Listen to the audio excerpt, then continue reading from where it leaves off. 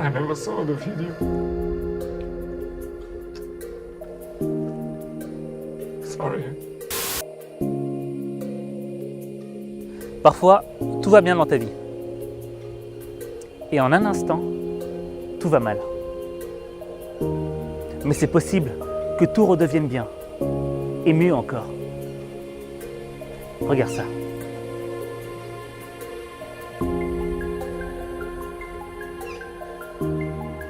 Dans la vie, on doit tous faire face à des choses qu'on n'avait pas vues venir. Merde.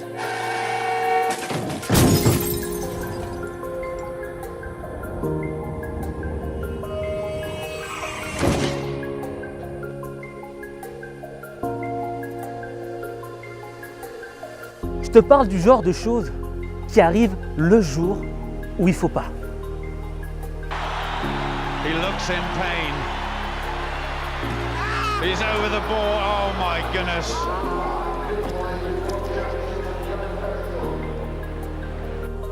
Et c'est difficile de rester motivé quand tu es victime d'une chose que tu n'as pas choisie, alors que tu as fait tous les sacrifices.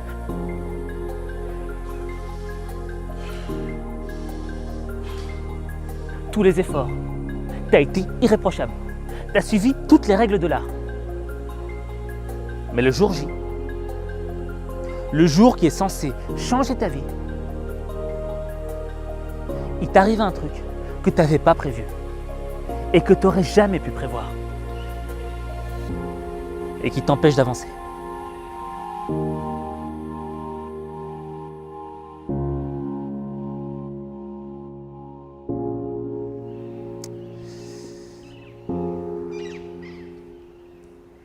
C'est ce qui est arrivé à Cristiano Ronaldo. Cristiano, c'est un champion sur pattes, une machine de guerre.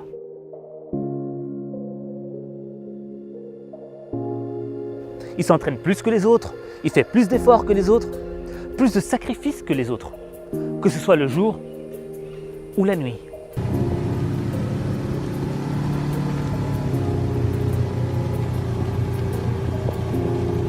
Pour lui, chaque instant est une opportunité pour devenir meilleur. Parce qu'il a envie de gagner. C'est le prototype du vainqueur. Quand on avait entraînement à 10h, il était déjà 8h30, il était déjà dans le gymnase, en train de faire des abdos, en train de faire des jambes. Bon, après, quand tu vas manger chez Cristiano, c'est pas la grande fête, hein, parce que tu manges, juste après, il te dit viens, on va faire de la natation, après, il te dit viens, on va dans le jardin, on va faire quelques jambes. Donc c'est une machine, c'est un winner quand même. Mais il y a un jour, le jour, où il va lui arriver un truc qu'il fallait pas.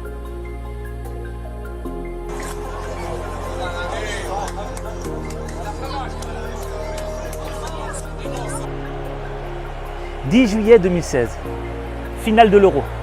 Le Portugal affronte la France. La France est favorite, elle joue à domicile. Sans la victoire. On ne part pas d'ici sans la victoire. Je ne bouge pas le stade sans la victoire, les gars. C'est mort. Mais le Portugal a une revanche à prendre.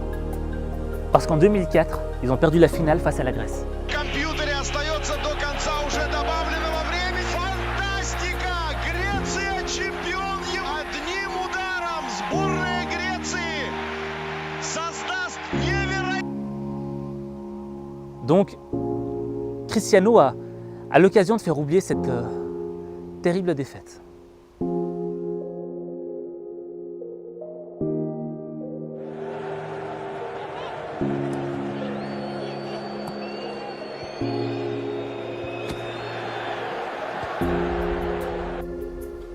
Mais à la 7e minute, Dimitri Payet lui fonce dessus et le blesse.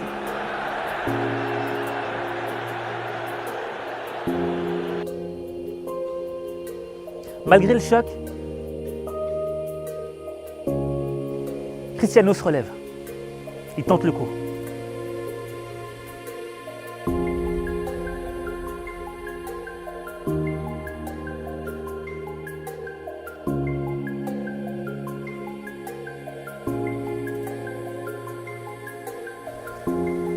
à un moment du match, il sent que ça ne va pas le faire. Il sent la gêne.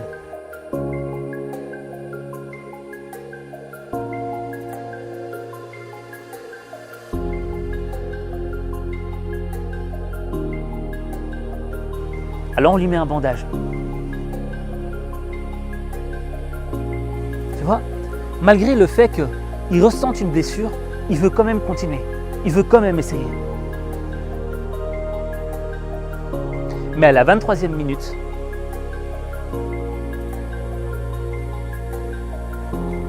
c'est mort. Il sait qu'il ne peut plus continuer. Alors il se pose sur le sol et il se prépare à rendre son brassard.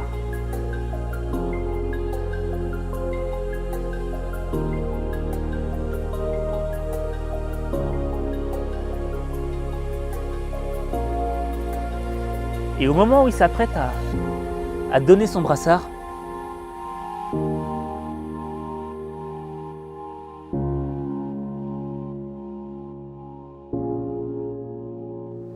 il craque. Il ne peut plus contenir ses larmes.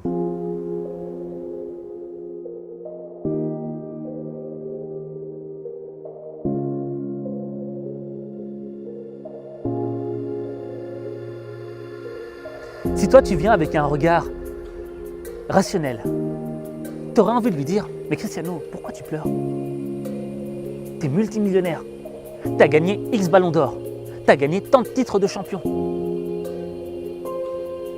T'as pas besoin de te plaindre. »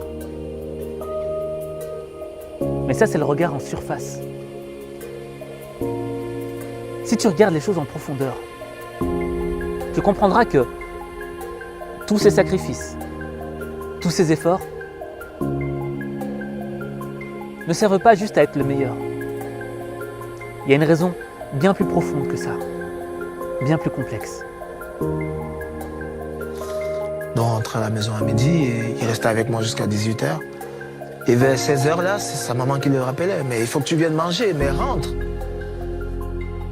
Mais rentre, il faut que tu viennes parce qu'il faut que tu viennes chercher, je sais pas où ton père il est. Et je le ramène, je le dépose. Il me dit, Eric, attends. Il va dans la maison et sa mère lui dit, mais ton père il est sorti, il sait pas où il est parti. Bon, lui et moi on sort. On commence à marcher, on cherche dans le quartier où son père était et tout. Après, on trouve son papa assis quelque part et tout. Et lui, il commence à parler avec son papa. Vous savez, quand les Portugais ils parlent, ils discutent, tu crois qu'ils vont se battre. Ouais. Parce qu'ils parlent vite et puis avec les mains, tout ça. Et son papa parlait, lui aussi, il parlait. Son papa parlait, lui parlait. Et il prend son papa, il dit à son père de monter dans la voiture. On monte dans la voiture, il me dit, Eric, allons, on va jusqu'à la maison. Il fait sortir son papa de la voiture. Et le lendemain, il me dit, Eric, tu sais, il faut que je réussisse pour mon père. Il faut que je réussisse pour mon père. Bon, après quelques temps, son papa était décédé. Il avait perdu son papa et ça l'a vraiment transformé. C'est quelqu'un de très, très touchant. Il devait réussir pour son père. Son père avait un problème d'addiction à l'alcool. Ce qui lui a provoqué une tumeur au foie. Et il en est mort à l'âge de 52 ans, en 2005.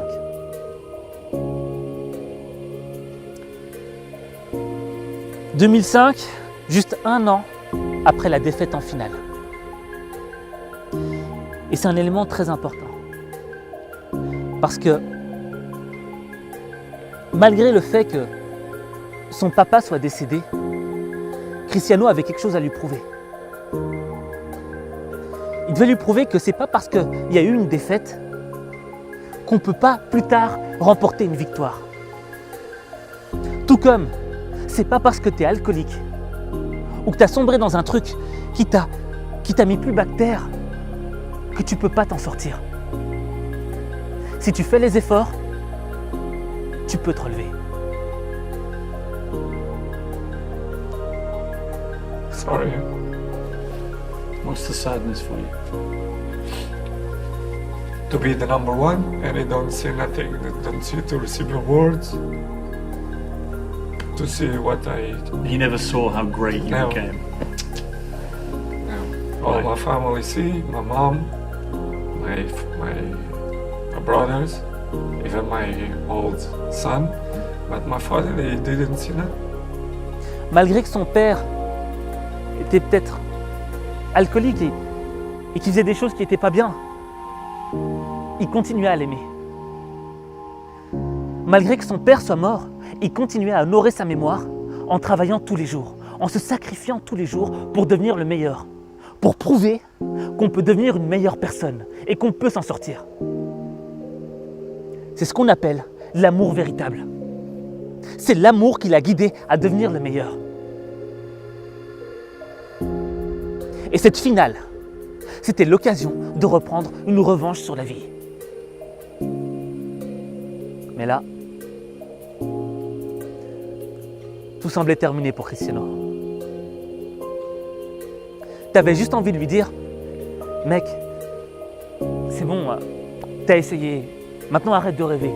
Pose-toi sur le banc et regarde le match avec les autres. Mais non, pas à Cristiano. C'est pas parce que t'es blessé que t'as pas le droit de continuer de rêver. Ce qui compte, c'est ce que t'as là et là.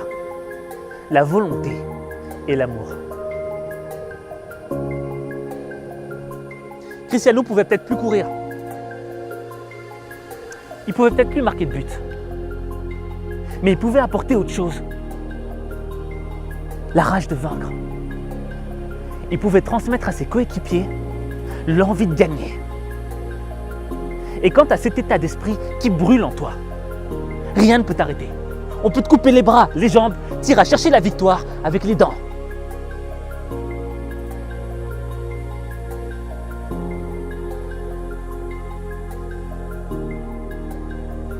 Ce qui compte, c'est la raison profonde pour laquelle tu fais les choses. Parce que parfois, ta raison peut être plus grande que ton épreuve. T'as entendu? Ta raison est plus grande que ton épreuve. Et là, tu vois Cristiano qui est en train de gesticuler sur le banc. Il se prend pour le coach. Il bouge dans tous les sens. Tu te dis, mais le mec, il est possédé ou quoi? Il est dingue. Non, il n'est pas dingue, Cristiano. Il est en train de transmettre son énergie positive. Il est en train de sortir tout ce qui lui reste à l'intérieur au service du collectif. Et là, tu t'arrêtes. Tu te poses. Et tu dégustes.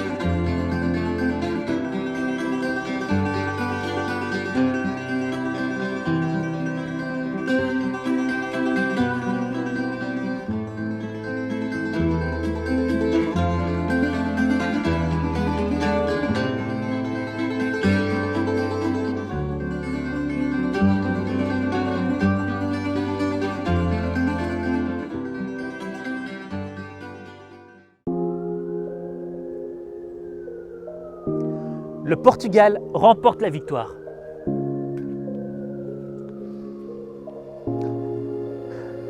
Pour la petite histoire, Eder, le buteur, dira que s'il a marqué, c'est en partie grâce à Cristiano. Parce qu'il l'a motivé à gagner cette partie.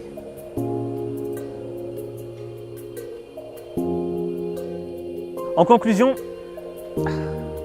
tu vois, tu peux pas prédire l'avenir. Peut-être que dans la minute qui arrive là, il va t'arriver un truc que tu n'avais pas prévu. Peut-être que le jour J, le jour qui est censé changer ta vie, il va t'arriver un truc que tu voulais pas. Mais c'est pas grave. Ce qui compte, c'est que tu gardes espoir. Ce qui compte, c'est que tu saches pourquoi tu fais ce que tu fais. Et quand tu comprends la raison profonde de ce que tu fais, c'est une arme qui te permet d'avancer malgré les épreuves.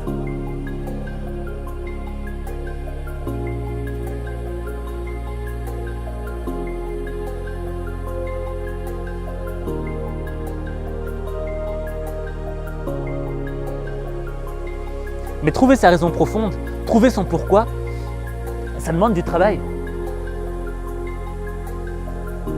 C'est une question banale, mais pourquoi je fais ce que je fais? Pour quelle raison? Mais la réponse est tellement complexe, parce qu'il faut chercher au fond de toi. Moi, ça m'a pris du temps de trouver mon pourquoi, de trouver ma raison. Mais je t'assure qu'une fois que tu le trouves, rien ne peut t'arrêter. J'expliquerai à mes conférences la méthode que j'ai appliquée pour trouver mon pourquoi, pour trouver ma raison profonde. Et peut-être que ça va te permettre de la trouver, ou peut-être pas. Tout ce que je peux te garantir, c'est que le jour où tu trouveras ta raison profonde, rien ne pourra t'arrêter. Et il est temps que tu la cherches. Parce qu'il y a une seule chose dont on est sûr dans la vie, c'est qu'un jour, on va mourir. Et quand tu sais que peut-être demain, tu pourrais partir, il est temps qu'aujourd'hui, tu prennes toutes les dispositions pour savoir pourquoi tu as envie d'accomplir tel rêve. Ce rêve qui est dans ta tête, dans ton cœur, il n'est pas arrivé par hasard. Il y a une raison. Et le jour où tu sais quelle est cette raison, rien ne t'arrête. On pourra te critiquer, j'avance. On pourra te dire t'es nul, j'avance. On pourra te dire laisse tomber, je continue d'avancer. Faut croire en toi, mec. Faut croire en toi.